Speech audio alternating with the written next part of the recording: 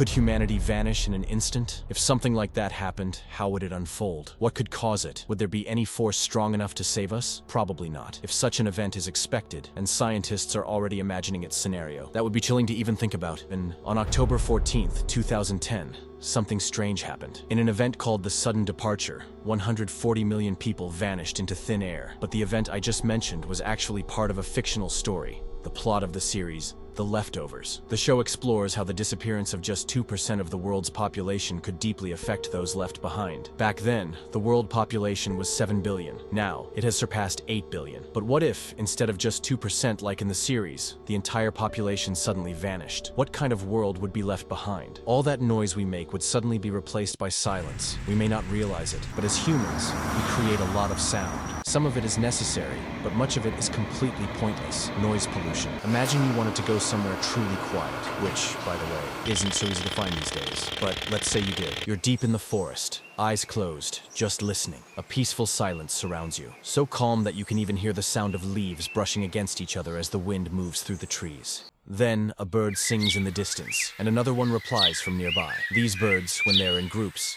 can actually get pretty noisy. Then a plane flies overhead, breaking the silence. See? I told you, there's no truly deserted place left. We haven't even left ourselves space to film in peace. Let's keep imagining the world without humans. Our homes would suddenly be empty, except for our pets. They'd probably face the biggest challenges. I hope there's an open door or window they could get out of, because once the food inside runs out, they'll have to go outside and figure things out on their own. Of course, as everyone knows, something is bound to break in the house. If you're in an area with harsh winters, the pipes are likely to freeze and burst since the faucets haven't been running. When summer comes, water starts flowing again. The wood absorbs moisture, and a different kind of humid air fills the space. We all know what that brings, right? Mold. The ones who would benefit most from our absence are actually the ones we consider our greatest enemies. We actively fight to prevent mold, but in our absence, it would likely spread from the walls and throughout the house. And for some organisms that thrive on mold, this is great news. It won't just be mold that spreads. The insects will spread too. The place will be theirs. Many animals will be unhappy with this situation. And of course, the diseases they carry will begin to spread, threatening certain species. It's hard to predict exactly what would happen to the ecosystem, but if we were there, we'd notice a change in the sky, because there would no longer be car emissions or dust particles coming from chimneys. Of course, the existing pollution would need to clear up. For a while, winds would blow, and rain would fall, cleaning away that mess like wiping a balcony clean. The sky would look even bluer, the sun even brighter, and the clouds even whiter. Of course, without us, there would be no electricity either. Once there's no one left to maintain and manage the facilities, they'd stop working after a while. All the lights would go out one by one, and there would be no lit places left. And then, the lights in the sky would turn on. With light pollution gone, we'd be able to see the stars we've never noticed before, and the Milky Way. But when I say we'd be able to see, of course, there would be no one left to see it, or even be aware of it. What about the nuclear reactors, though? With no one to look after them, things could go south. But modern reactors are designed with such scenarios in mind. I'm not talking about us suddenly disappearing, of course. These scenarios aren't that extreme, but I think you get what I mean. In such a scenario, after a while, emergency protocols would kick in and try to cool the reactor. And even if no one were there to fix the situation, the containment shields would keep most of the leakage under control. So, it's unlikely that a massive nuclear plant would explode and make the area uninhabitable. However, we can't say the same for roads and buildings. Of course, in a year, buildings and paved roads wouldn't suffer major damage right away, but after about 10 years, the area would probably look like this.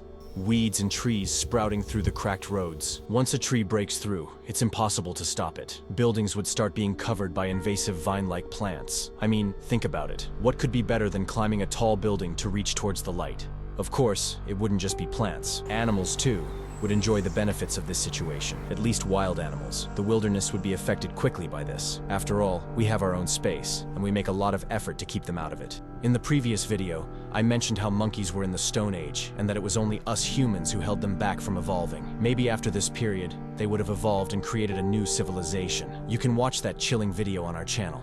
Without us, suddenly their boundaries expand.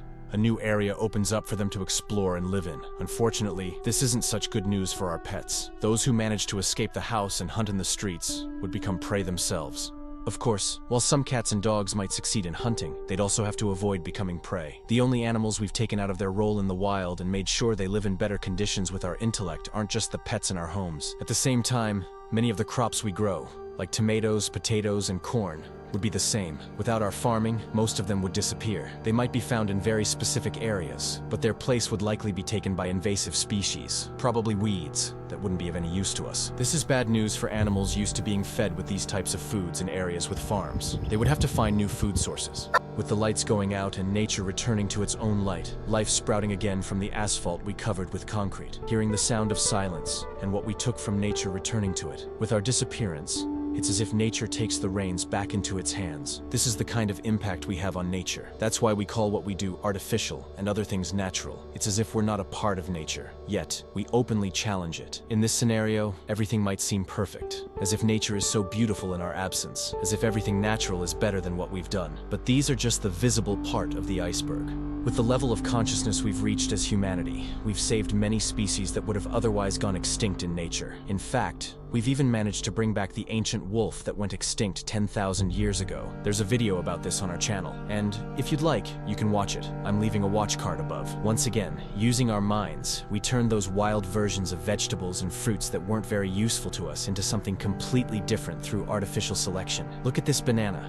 How beautiful, right? It doesn't even have seeds, but look at this one. It's small and full of seeds. Well, this banana is actually the ancestor of this one. We made this, and then we made this. As humans, we didn't just domesticate cats and dogs, we also domesticated vegetables and fruits. We added diversity and value to the world. But of course, we've also caused just as much harm. We're the ones who did both. By learning from our mistakes, with the desire to explore and grow, we can either find solutions to even bigger problems, or we might create even bigger problems ourselves. Everything that's happening today, every problem we see, arose exactly like this. So, could one of these mistakes one day erase us from the face of the earth? We don't know, but if it does, its traces will last for a long time, just like how we find and study the ruins of ancient Rome today. Maybe, at that time, someone else will come and study our past, writing about why we failed. See you in the next video. Take care of yourselves.